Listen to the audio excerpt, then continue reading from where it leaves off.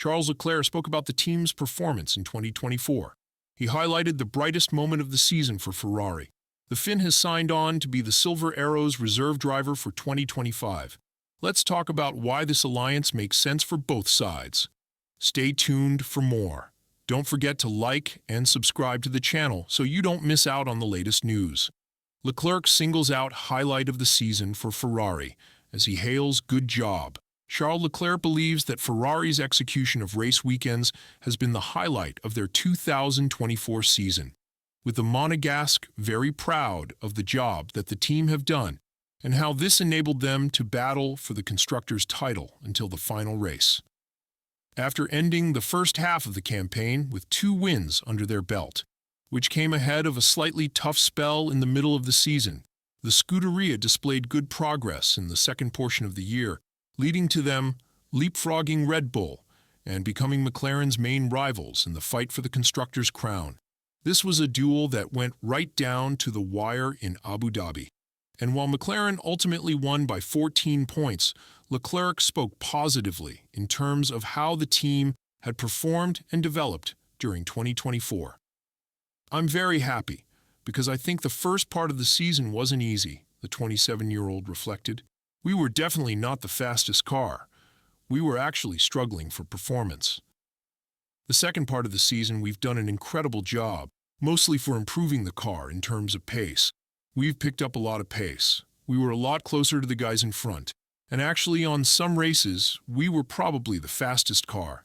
This is thanks to the team in Maranello, thanks to Carlos Sainz, thanks to me and the team, back at the track as well, to have done such a great job with the new upgrades. But I think the highlight of this season has definitely been the execution, because to be fighting for the constructors at the end of the year until the very last race, if you look at the performance we've had in the first part of the year, that's where I think we've done a particularly good job. So on that, I'm very proud. Pushed on how important this factor will be when it comes to how quickly the squad can hit the ground running. In 2025, Leclerc warned that Ferrari cannot rely solely on momentum going forward. I think we've had 2 seasons where we're basically fighting for the championship, he explained. Obviously, one was not for long enough, which was in 2022. And I think with that, we've grown a lot. I've grown a lot as a driver, and I think we've grown a lot also as a team, because when it's been such a long time, obviously, the people in the team, most of them have changed. And so for many people, it was also the first time fighting again with Ferrari at the top. So I think it's an important process. But yeah, I think in the last 4 years, we've taken steps by going in the right direction. With Carlos, we've pushed the team into a very good direction, and I think we are in a very good place now. Obviously, we just came short of the ultimate goal this year, but I kind of agree with Lando Norris that momentum is not really a thing. There's been quite a lot of examples on our side where we finished a year strong and then the beginning of the year after we've been struggling. So we really need to stay on it. We've had quite a few examples, and we managed to pinpoint what went wrong in that winter break, that we didn't do quite right, and that we paid the price at the beginning of the season after. And this is probably the experience that is the most helpful in order to start next year in the best possible way. Mercedes and Valtteri Bottas are reuniting with news the Finn has signed up to be the Silver Arrows reserve driver in 2025. Why Bottas wanted Mercedes' reserve role, Bottas is not done with Formula One. Far from it. The 35-year-old Finn may have endured his first pointless season in the sport, in what was his 12th campaign, but that was more down to the machinery he had at his disposal, rather than him losing any of the speed that has yielded 10 Grand Prix wins, 67 podiums, and 20 pole positions. That's why the Finn was pretty happy to get it done with, referring to his 3 seasons with the Swiss team and focus on the future. The Sauber marriage was one that offered so much, but ultimately failed to deliver for both sides, as the goalposts moved several times. Initially, everything was great.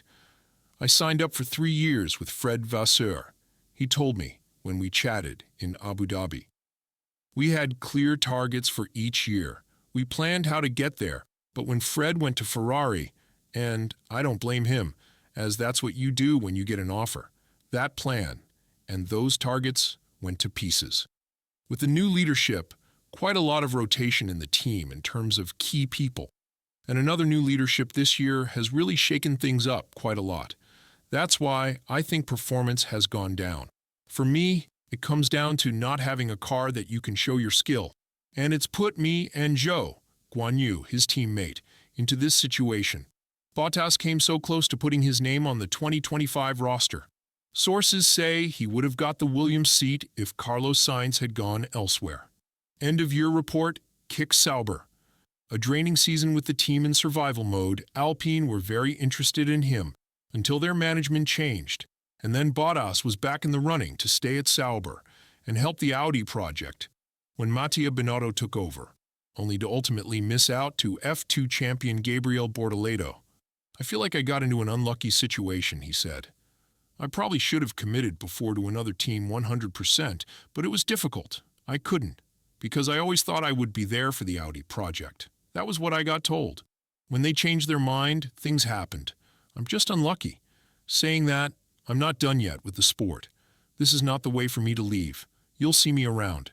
See him around, we will, with Bottas set to travel extensively to races with Mercedes next season. It's all too easy to get forgotten once you leave the paddock, so Bottas' presence will help keep him in the conversation for the racing return he craves in 2026. He'll also be returning to a team that love him, and with whom he had an incredible relationship.